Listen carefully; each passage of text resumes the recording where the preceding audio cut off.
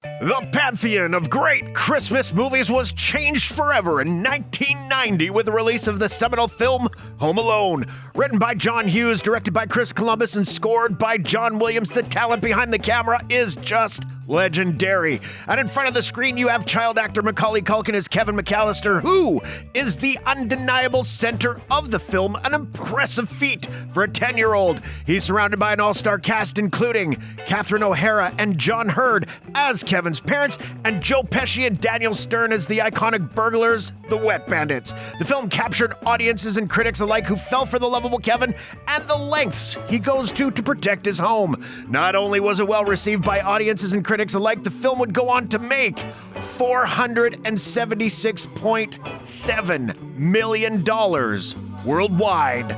It was quickly followed by its sequel, Home Alone 2, Lost in New York, which sees Kevin end up in the Big Apple after a mix-up at the airport. Many familiar faces from the first film return and are joined by newcomers Brenda Fricker as the pigeon lady Kevin meets, and also a scene-stealing comedic performance by Tim Curry as the Plaza's concierge. The film would end up being the third highest grossing film of the year and become a permanent franchise for Fox. But when forced to go toe-to-toe against each other, which film can set the better trap? Watch out for any falling bricks, as it's time we face off!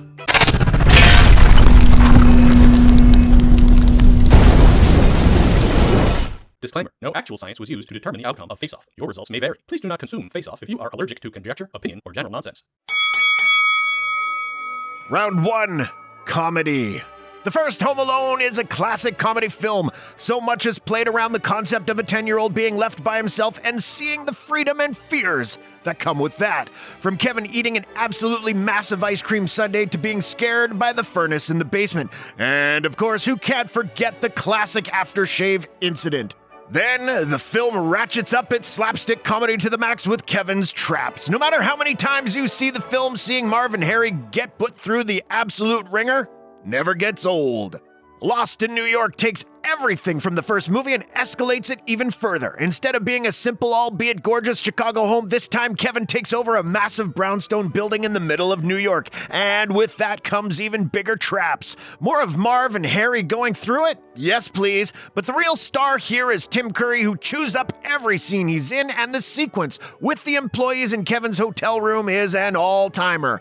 Both films are great comedies, and if it was based on the comedic talent of Tim Curry alone, Lost in New York would take this round, but the sequel often just does the same jokes as the first movie, albeit in a different setting, which means this round has to go to the OG.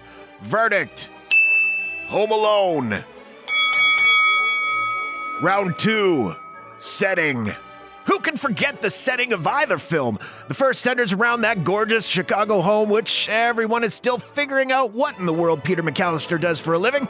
The suburbs around the films feel so familiar and lived in, it makes the audience feel as safe as Kevin does, making it all the more threatening when the robbers attempt to take advantage. Kevin's house is especially so well utilized and mapped out, it makes the audience feel like they're defending it along with Kevin. The second film, of course, takes place in Manhattan, and the setting becomes like another character in the movie. There are so many iconic and uniquely New York locales that act not only as a backdrop, but also key plot points in the film. What child didn't dream of visiting Duncan's Toy Chest, the fictional stand-in for F.A.O. Schwartz? Rockefeller Center appears in multiple scenes in the movie, including the beautiful reunion of Kevin and his mom, but the real star of the show here is the Plaza Hotel, which is so well used throughout the whole film. Forget being home alone, nothing would beat having a suite at the Plaza all to yourself. We gotta give it to the sequel here. Verdict: Lost in New York.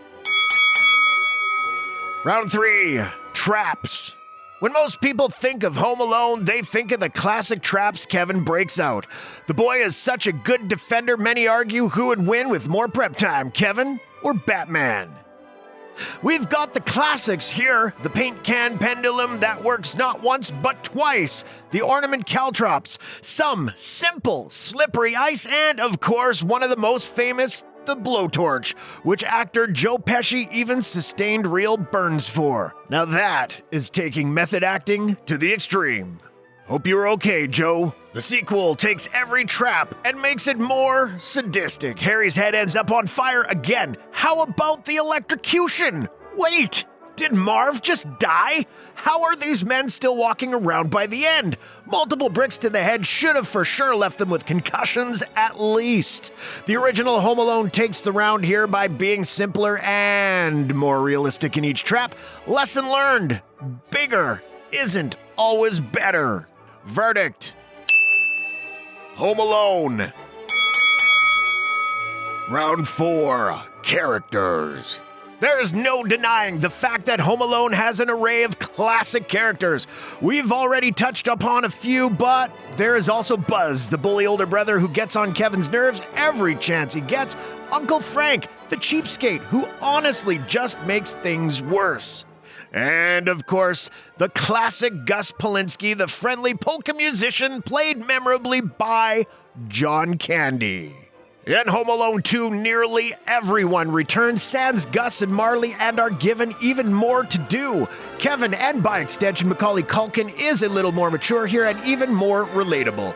We have already mentioned the glory that is Tim Curry in this movie, but there is also the sweet and lovable Mr. E.F. Duncan, owner of Duncan's Toy Chest, played by Golden Age Hollywood star Eddie Bracken. Brenda Fricker brings a lovely deep warmth to Pigeon Lady as well, and her relationship with Kevin is a nice contrast and a nod to the first movie's side plot with the seemingly terrifyingly elderly neighbor.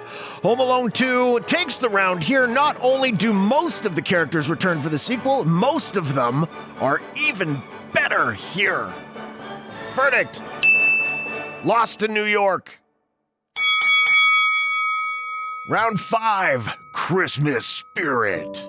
The first film is a classic Christmas staple for a reason. It is a story about the value of family and also being kind to your neighbor. Kevin's journey of realizing Marley isn't a serial killer, but simply a man estranged from his family is an all-timer. It cements the importance of Kevin's own family for him, and he even asks Santa's helper, to bring them back. And of course, Kevin's friendship with Marley ends up being the thing that saves Kevin from certain death.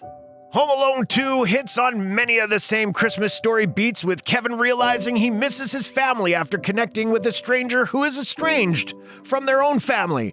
Pigeon Lady also saves Kevin just like Marley does. The ending also sees Kevin make a promise to her, but come on, this kid lives in Chicago. Kevin, are you really never gonna forget her? I don't think so. There is something beautiful about Kevin's mom finding him by going to the biggest Christmas tree in New York, but at the end of the day, the first Home Alone movie knows what Christmas is all about. Waking up Christmas morning at home with your family. So after a truly festive bout, the victor of this round and the contest overall is winner, Home Alone. So there you have it. Home Alone 2 may be bigger and flashier, but when it comes down to it, the original Home Alone is a Christmas classic that stands the test of time.